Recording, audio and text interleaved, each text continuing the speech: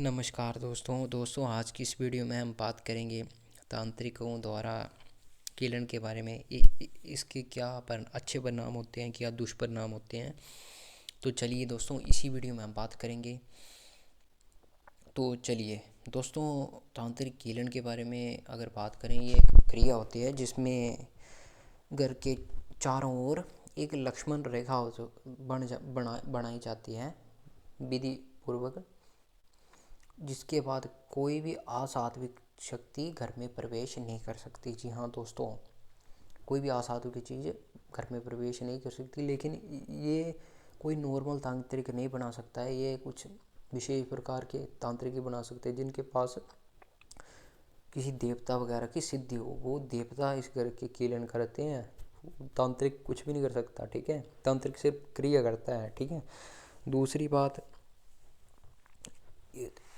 इस किरण को तभी करवाना चाहिए जब घर पे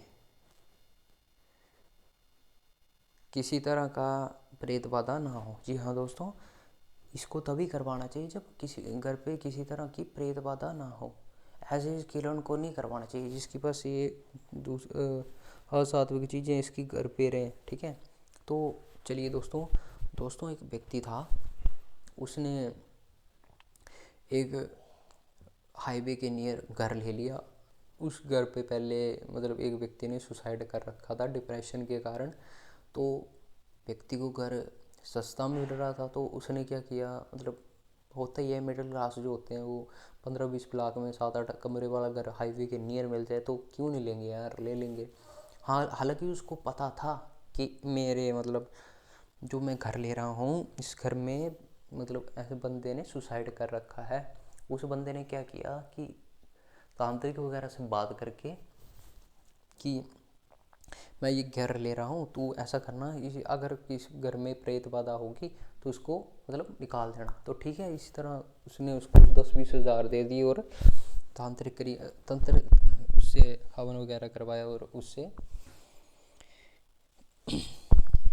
घर की शुद्धि भी करवा ली। और देखो, वो तांत्रिक कुछ अच्छा खासा था नहीं।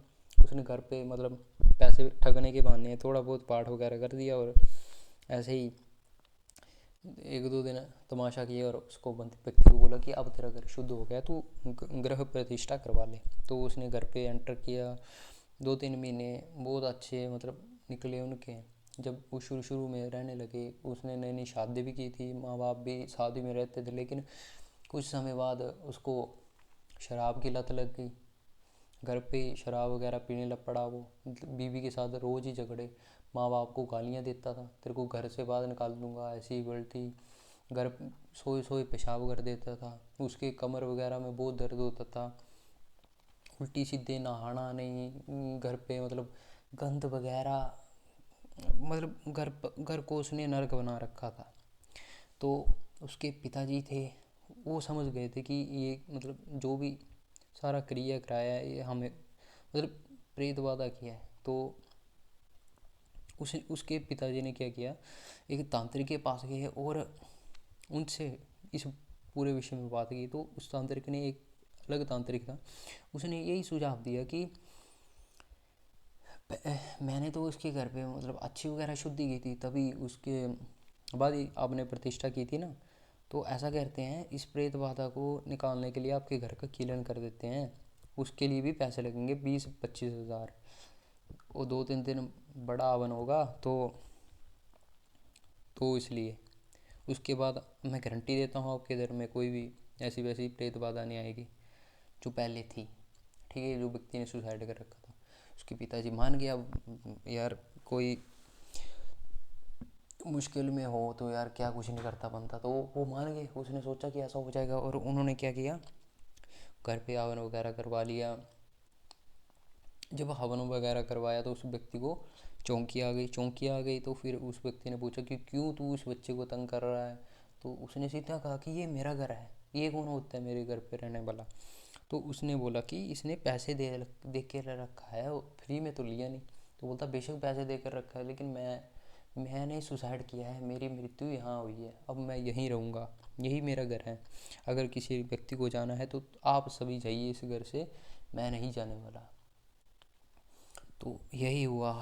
फिर तांत्रिक ने उसे अपनी मंत्र विधियों द्वारा काफ़ी मतलब मारा पीटा, सोंगल वगैरह होते हैं उनसे बहुत मारा, फिर वो डर गया और उससे मतलब कस्में वगैरह खाई कि तू यहाँ से चला गया। तो उसने कसम खा ली और वहाँ से मतलब फिर चौंकी उसकी हट गई व्यक्ति की, और उन्होंने क्या किया, अगले दिन ही कीलन कर दिया।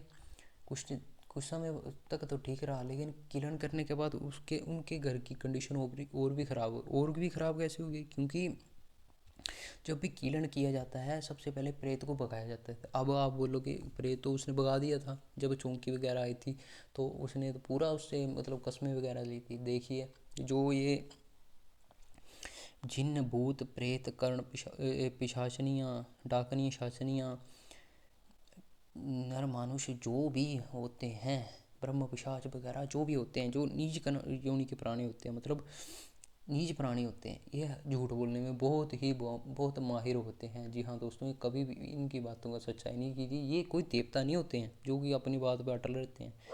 ये असाधु की चीज़ें होते हैं, ये तो हमेशा झूठ बोलने में माहिर रहते हैं, उल्टी सीधी चीज़ें करने में माहिर रहते हैं। वही उस दिन उस व्यक्ति ने किया।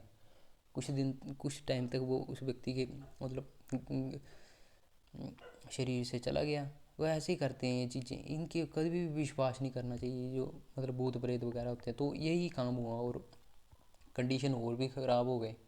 और कुछ टाइम बाद दोस्तों उस जो व्यक्ति था ना, उसने सुसाइड कर लिया। जी हाँ दोस्तों, उसने सुसाइड कर लिया। एक्चुअली होता क्या है, जो भूत प्रेत होते हैं ना, कई बार होता है कि शुरू शुरू में तो मतलब कम कम तंग करते हैं, लेकिन एक ऐसी स्टेज आ जाती है, क्रिटिकल स्टेज, जिसमें वो बहुत हावी हो जाते हैं अगले बंदे के शरीर में।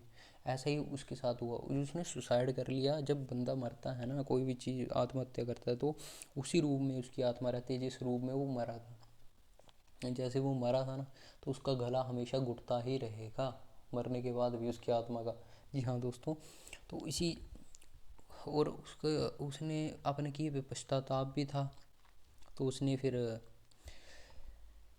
सोचा कि ये नया व्यक्ति आया है, नई शादी है, कुंवारा था वो इसके शरीर के मैं कब्जा कर लेता हूँ, दारू वगैरह भी पी लूँगा और लड़की का सुख भी ले लूँगा। तो यही मतलब उसने सोचा, प्रेत आत्मा यही तो करती है, इनका काम ही यही होता है। तो यही सोच रही उसने उसके शरीर पे कब्जा कर लिया। लेकिन किसी चीज़ दूसरे बंदे हुए शरीर पे कब्जा करना कोई नॉर्मल बात तो होती नहीं। देखिए बहुत सी चीज़ें फैक्टर काम करते हैं, लेकिन इन भूत प्रेतों का अगला लास्ट स्टेज यही होती है कि ये व्यक्ति के शरीर पे कब्जा करके उसको भी मार देते हैं, और जो उसकी आत्मा होती है अगले बंदे की, उसको अपना नौकर बनाते हैं। जी हाँ दोस्तों, उस आत्मा को कैद करते हैं और उसी आत्मा से अपने अन्य चीज़ें जो भी बहुत सी चीज़ें होती हैं ये करवाते हैं। ठीक है, तो यही हुआ। फिर उसके बाद जो उसकी पत्नी थी, वो एक अलग मतलब अच्छा तांत्रिक था, मतलब अलग मतलब जोशी वगैरह था, उससे गई। उसने बात की कि ऐसे ऐसी पूरी बात हुई है, मेरे पति भी मर गए, अब मेरे को भी मतलब सुसाइड करने का मन करता है। अब हमारे पास घर तो है नहीं, घर मतलब इतने पैसे लगा कर ये घर लिया है, तो अब क्या करेंगे इसका। तो वो रोई वगैरह बहुत से उसने पूरी बात को समझाया उस बंदे को। फिर उस व्यक्ति ने क्या किया, जो तांत्रिक था मतलब ज्योतिषी, उसने क्या किया, सबसे पहले घर का कीलन तोड़ा। ठीक है, जो पहले तांत्रिक से करवाया था उससे घर का कीलन तोड़वाया, जिसकी वजह से क्या हुआ, घर का कीलन जिसकी वजह से जो आत्मा थी अंदर ही रह रही थी, कोई असात्विक की चीज़ अंदर तो जा नहीं रही थी, लेकिन अंदर जो आत्मा थी ना, वो अंदर ही रहेगी, वो बाहर जा नहीं सकती थी घर का कीलन करवा के। तो उसने सबसे पहले कीलन को तोड़ा, उस आत्मा की शुद्धि की, जो कि एक दो मतलब टाइम लगा, मतलब एक दो महीने में। नरबलि की एक भगवान विष्णु का पाठ होता है, नरबलि होते हैं कि किसी भी असाध्य वजह से कोई मृत्यु हो जाए तो उसकी नरबलि की जाती है, उसके बाद उसकी आत्मा को शुद्धि मिल जाती है। तो वही किया, फिर शांति हवन किया उसका पाठ घर पे, और उसके बाद उसकी आत्मा को पूरी शुद्धि मिल गई। ठीक है, तो दोस्तों कभी भी कीलन वगैरह करवाना हो घर पे, तो सबसे पहले अब जो आत्मा वगैरह होती है किसी मतलब सिद्ध तांत्रिक से ही करवाएं, ऐसे नुस्खिए वगैरह से नहीं करवाएं, क्योंकि फिर नुस्खिए से अगर करवा दोगे आपके घर पे कोई असाधु चीज़ होगी तो वो अंदर ही फंसी रहेगी, वो और तंग करेगी आपको। ठीक है, पहले तो वो बाहर जा सकती थी लेकिन आपकी कीलन करवाने की वजह से वो अंदर घुट गई। ठीक है, ये वही वैसे ही होता है जैसे कुएं में कोई मेंढक गिर जाए, अब कुएं में घूमे रहेगा।